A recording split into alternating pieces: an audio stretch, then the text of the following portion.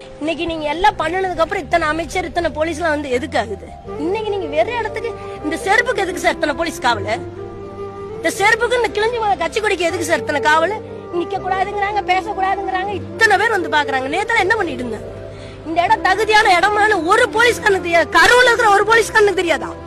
எல்லாத்துக்கும் பொறுப்பு முதல்ல இந்த இடத்துக்கு வந்து அப்ரூவ்டு கொடுத்த ஆளுங்கட்சி.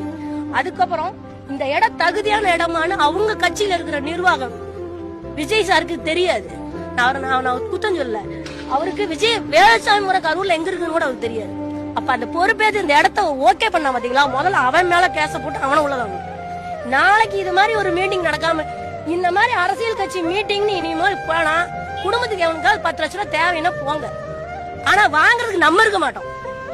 எவனா வாங்கிட்டு போவோம் நம்ம குடும்பத்துல இருக்கிறோம். அதுக்கு இஷ்டப்பட்டா நீங்க மீட்டிங் இன்னுமே செம்மியாட்டு கூட்டம் மாதிரி இருந்தோம்னு வச்சுக்கோங்க, உண்மையாலுமே நம்ம வாழ்றதுல வேஸ்ட். நம்மளால எவ்வளவு ஒரு கில்லுக்கறியா யூஸ் பண்றாங்கிறது இந்த மீட்டிங் தெரிஞ்சிருக்கு. அதாவது இங்க இருக்கிறவங்க இத்தனை படிச்சு எவ்வளவு கேவலமா இன்னைக்கு கரூரை பாக்குறாலும் கொண்டு வந்துட்டாங்க.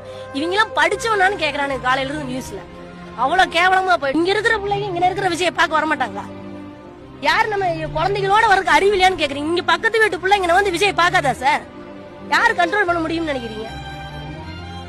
சம்பவம் நடந்தது யார் மேல குற்றங்கிறத விட கவர்மெண்ட் மனுஷனை மதிக்கிறதே இல்ல சார். எந்த அரசியல் கட்சியும் மனுஷனை மதிக்கிறது இல்ல சார்.